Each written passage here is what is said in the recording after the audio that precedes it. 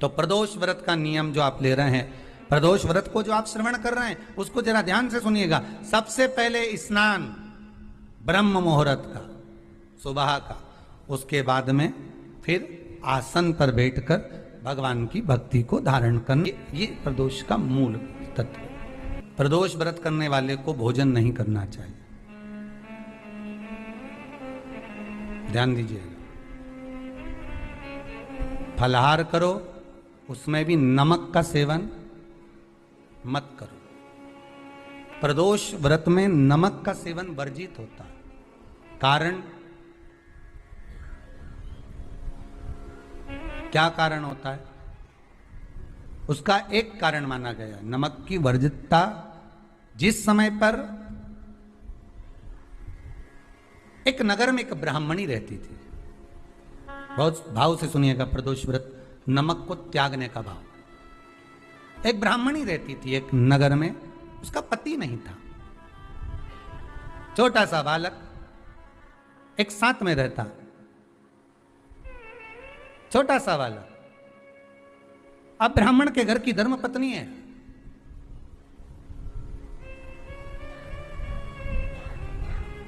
ब्राह्मण कर्मकांड करने वाला, पूजन करने वाला, पाठ करने वाला, अनुष्ठान करने वाला, पूजन करने वाला, मंत्र जाप करने वाला, भगवत भक्ति में डूबने वाला। ब्राह्मण तो चले गया, ब्राह्मणी बच्चे के साथ रह रही। क्या करे वो? अकेली निवास कर रही, अकेली रह रही है। और ब्राह्मणी बच्चे के साथ भ्रमण करती रहती, घूमती, कहीं कहीं दर दर जाकर कुछ भिक्षा को मांग कर लेकर आ जाती। और भिक्षा लाने के बाद में उस भिक्षा को जब लेकर आती तो अपने बच्चे को भी खिलाती और स्वयं भी उसका पान करती। एक दिन ब्राह्मणी भ्रमण करते करते प्रदोष काल के समय पर शिव मंदिर में प्रवेश करी। प्रदोष काल के समय पर, और शंकर मंदिर में जब प्रवेश करा, प्रदोष काल किसको कहते हैं? सूर्य अस्त हो रहा हो, रात्रि प्रवेश कर रही हो, दोनों का जब मिलन हो रहा हो, वो प्रदोष काल कहलाता है। दोनों का जब मिलन हो रहा, सूर्यास्त हो रहा हो, रात्रि अपना चरण बढ़ाने के लिए आगे बढ़ रही हो, और दोनों का जब मिलन हो रहा है, वो प्रदोष काल है, वो प्रदोष का समय है। ब्राह्मणी मंदिर में प्रवेश कर रही, जब ब्राह्मणी मंदिर में प्रवेश करी, मंदिर के अंदर पहुंची, प्रदोष काल का समय था, प्रदोष का समय चल रहा था। और प्रदोष काल के उस समय में, प्रदोष काल के उस समय में जब ब्राह्मणी ने देखा कि कोई भगवान की भक्ति में लगा हुआ है, भगवान के रस तत्व में डूबा हुआ है। आज ब्राह्मणी के पास में कुछ पदार्थ नहीं है, अपने बच्चे का पेट भरने के लिए कुछ सामग्री नहीं है, और कुछ आस लेके वो प्रवेश करिए, कुछ आस लेकर वो अंदर प्रवेश कर जाती है। कोई ऋषि की पत्नी, कोई ब्राह्मण जन की अर्धांगिनी उस प्रदोष के समय पर शंकर का अभिषेक पूजन कर रही थी, भगवान शिव की आराधना कर रही थी, भगवान की भक्ति में डूबी हुई थी, कुछ पाने के लिए चली गई। ये कुछ पाने के, और इसके मन में आया कि मैं कुछ, मुझे भोजन का कोई पदार्थ मिल जावे, मुझे कुछ भोजन मिल जावे, और जब मुझे भोजन मिल जाएगा तब मैं जो पाऊंगी अपने बच्चे को भी पाऊंगी।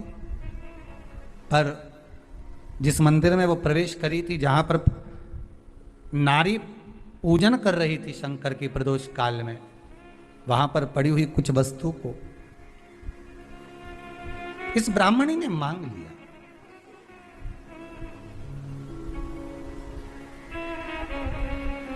मेरे बालक को बहुत भूख लगी है, मेरा बच्चा बड़ा भूखा है, इसके भोजन के लिए थोड़ी सी सामग्री दे दीजिए, इसके भोजन के लिए थोड़ा सा कुछ रस तत्व दे दीजिए।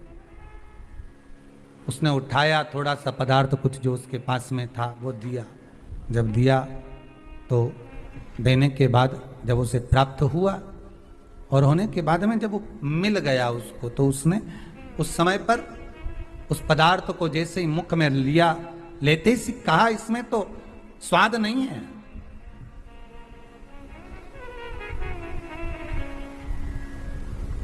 इसमें स्वाद नहीं है।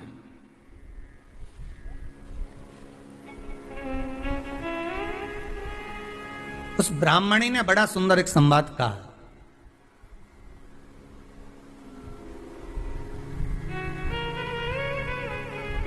घर का जो बड़ा होता है ना, घर का जो भय होता है, घर का बुजुर्ग जो होता है, घर का जो प्रथम स्थल प्राप्त करने वाला, मेन कुर्सी पर, अच्छी जगह पर जो बैठने वाला होता है ना, ब्राह्मणी कहती है वो कभी किसी वस्तु में ऐब नहीं देखता, मिनक नहीं निकालता।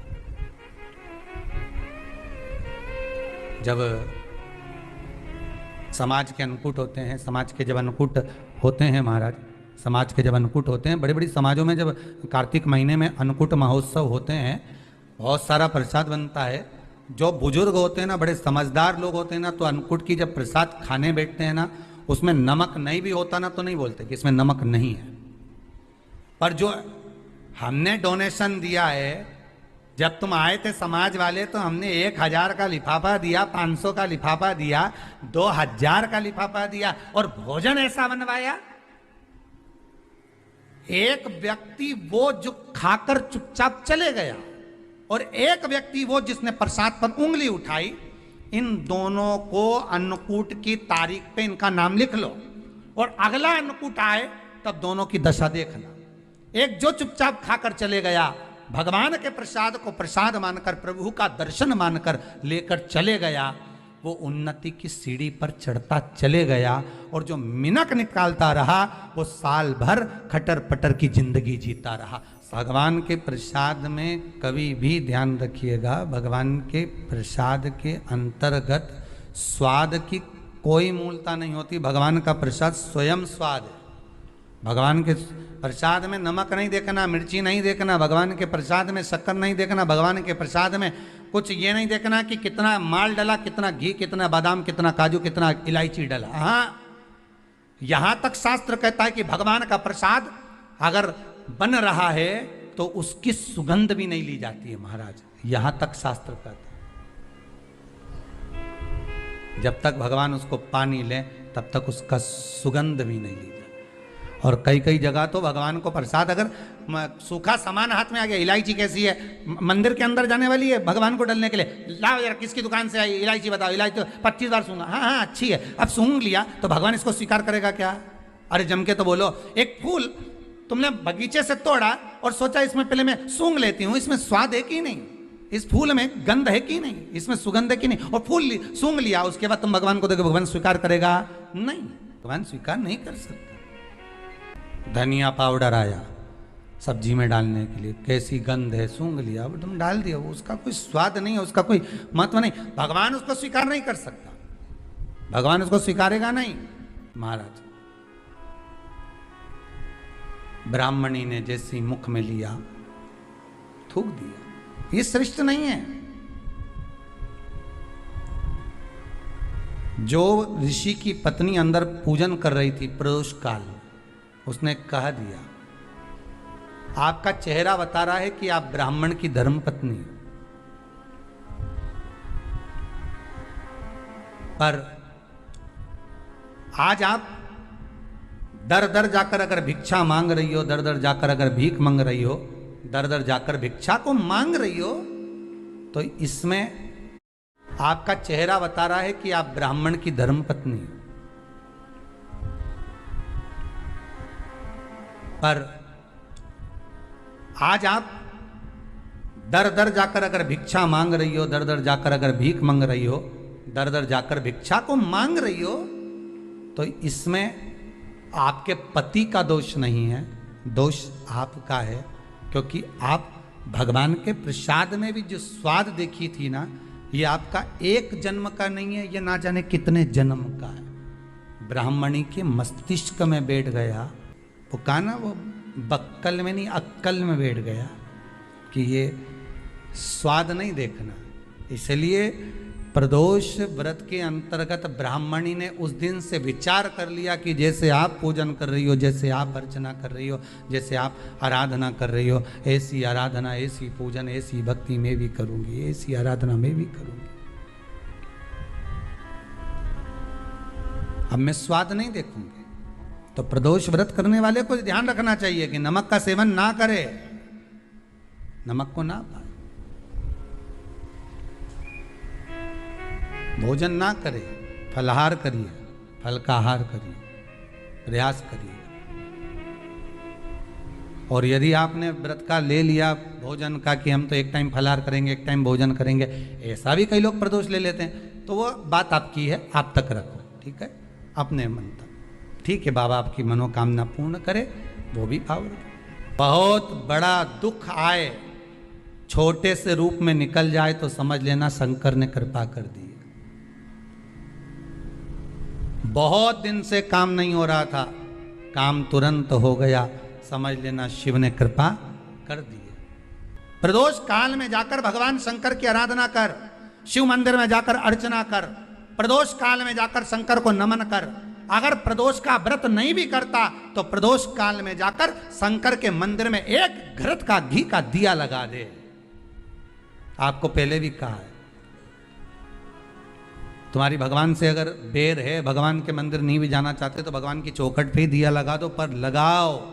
शाम के समय पर प्रदोष काल में बेलपत्री के पेड़ के नीचे, चाहे शंकर के मंदिर के दरवाजे पर या शिव मंदिर में, अगर आप प्रदोष के दिन दिया लगाते हो, सोमवार के दिन दिया लगाते हो, तो ऐसा कोई व्यक्ति नहीं जिसको मेरे देव अधिदेव महादेव मेरा विश्वनाथ भंडार नहीं भरता हो, खाली नहीं छोड़ेगा, दे देगा, भंडार भर देगा। कमी तो नहीं रख सकता, ये पक्का। पर तुम करना ही नहीं चाह, 2-4 सोमवार करो और उसके बाद के तो महाराज जी हमने तो करा था, हमको तो मिला ही नहीं। 2-1 प्रदोष करा तुमने, अरे 1 साल करो, सारे दर भी तो अपन ठोकर खा कर आए, इतना साल निकाला अपन ने, और 6 महीना 3 महीना 4 महीना भगवान से निवेदन तो करो, दिल से कहो तो सही, नी भंडार भरे तो बात दूसरी, एक बार बोलो तो। पर जगत के लोगों के सामने जाकर मत कहना, कहना तो देव अधिदेव महादेव से कहे। प्रदोष व्रत करने वाले को प्रदोष के दिन प्रयास करना चाहिए कि रात्रि के समय पर आधा घंटा, 10 मिनट, 20 मिनट जागरण करे। जागरण मतलब थोड़ा भगवान का भजन कर ले। भले 4-5 माताएं इकट्ठी नहीं हो तो अपन अकेले ही कर लो, अपन अकेले कम है क्या भाई, अपन कम पड़े। आराधना अकेले भी करो, जागरण करो। जब आपकी 11 प्रदोष हो जाए, 26 प्रदोष हो जाए, तब उद्यापन करो। उद्यापन 2 ब्राह्मणों को जोड़े से बुलाओ, ब्राह्मणों को जोड़े से बुलाकर उनके चरणों की पूजन कर कर, आराधना कर कर, सुंदर मंडप तैयार कर कर भगवान का, उसमें सुंदर रंगोली डालकर, मंडल बनवाकर पूजन करो शंकर भगवान की प्रदोष का। एक दिन पहले गणेश की आराधना करो, पूजन करो, और प्रदोष वाले दिन जो मंडल बनाए हैं पूजन अर्चना करने के लिए, जो स्थान दिया है, उसकी आराधना करो। खीर की आहुतियां दीजिए 108 बार। जो ब्राह्मण आए उनके माध्यम से मंत्रों द्वारा पूजन कराकर खीर की आहुतियां दीजिए शिव नाम।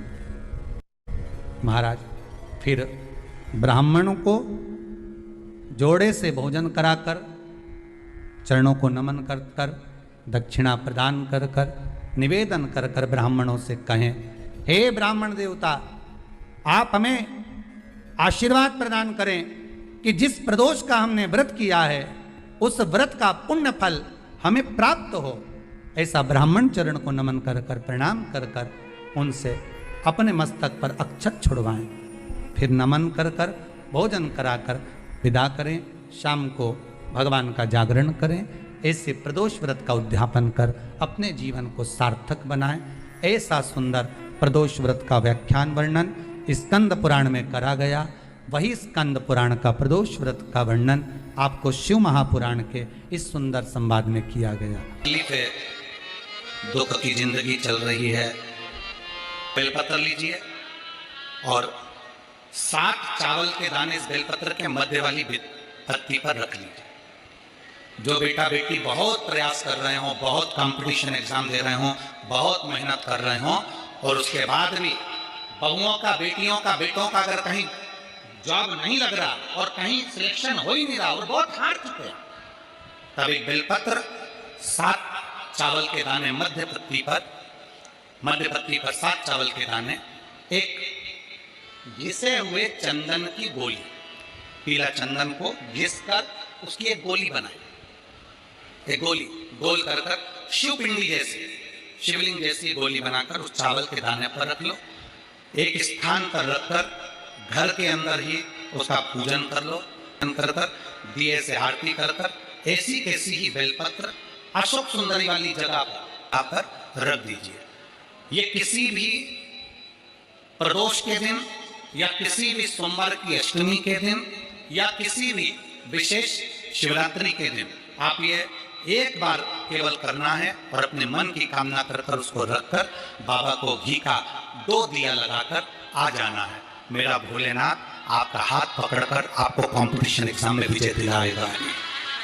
जिस महीने में जो प्रदोष पड़ा करे, जब प्रदोष पड़े, बन सके 1 बेलपत्र, बन सके 5 बेलपत्र, शमी पत्र, हरे मूंग,